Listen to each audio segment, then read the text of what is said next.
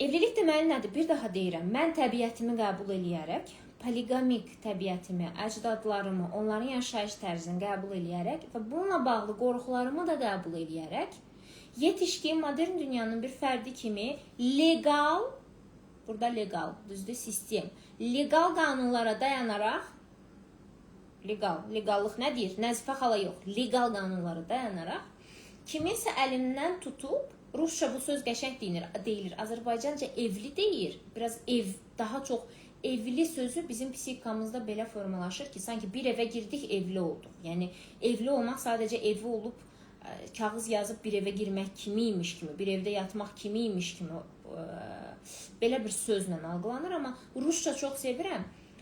Zamujem deyirlər. I jenat. Okay?